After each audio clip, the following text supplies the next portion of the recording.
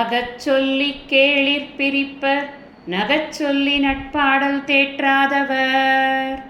எல்லாரும் ஒத்துமையாக இருக்கணும், நட்புணர்வோடு இருக்கணும் அப்படின்ற ஒரு எண்ணம் இல்லாதவர்கள்லாம் என்ன பண்ணுவாங்கன்னா, இல்லாததையும் பொல்லாததையும் நல்லா எடுத்து சொல்லி நல்ல நட்புகளை எல்லாம் பிரித்து விட்டுருவாங்க. புரணி பேசியே நல்ல நட்புகளை எல்லாம் பிரித்து விட்டுருவாங்க அப்படின்னு சொல்கிறாரு வள்ளுவர். இதை புரிஞ்சுக்கிறதுக்கு ராமாயணத்தில் ஒரு முக்கியமான நிகழ்வு, அதுதான் ராமாயணத்தோட ட்விஸ்ட். அதை நாம் சிந்திக்கலாம். இந்த மந்திரை அப்படின்னு சொல்கிற ஒரு கேரக்டர் இருக்காங்கல்ல, அது ராமன் எப்பயோ ஒரு சின்ன வயசில் ஒரு குழந்தையாக இருக்கும் பொழுது உண்டிவில் வச்சு ஏதோ விளையாட்டுத்தனமாக அடித்து விளையாடின போது அவளுடைய கூன் விழுந்த முதுகில் பட்டெடுத்து அப்படிங்கிற ஒரு சின்ன விஷயத்தை வைத்துக்கொண்டு அவனுக்கு பழி வாங்கணும் அப்படிங்கிறதுனால இந்த சேர்ந்து இருக்கக்கூடிய அந்த குடும்பம் இருக்குல்ல, இது என்னதான் ராமன் கௌசல்யையுடைய குழந்தையாக இருந்தாலும் தன்னுடைய குழந்தையின் மீது வைக்கும் அன்பை காட்டிலும் அதிகமான அன்பை இந்த கைகேயி வைத்திருந்தாள். உண்மை அதுதான். ராமனுக்கும் கைகேயி மேலே ரொம்ப பிரியம் ஜாஸ்தி. ஆனால் அந்த பிரியத்தை ஒரு நாளில் ஒரு நிமிஷத்தில் அவள் இல்லாத பண்ணிட்டாள்.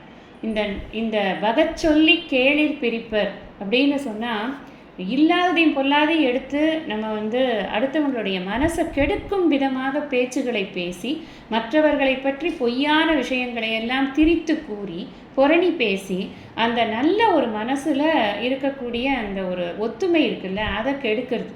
இது யார் பண்ணுவாங்க அப்படின்னு சொன்னால், இந்த மந்திரை மாதிரி இருக்கக்கூடிய ஒரு நட்பு உறவு அதனுடைய ஒரு மேன்மை தெரியாதவர்கள் தான் பண்ணுவார்.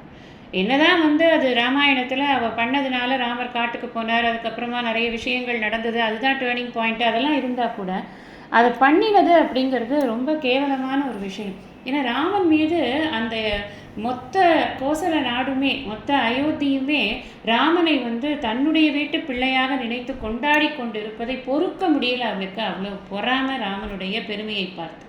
அதனால் அவனை பழி வாங்கணும், அவன் சின்ன வயசில் நம்மளை இந்த மாதிரி பண்ணியிருக்கான் அப்படிங்கிறதுனால அந்த பொறாமையின் வெளிப்பாடு.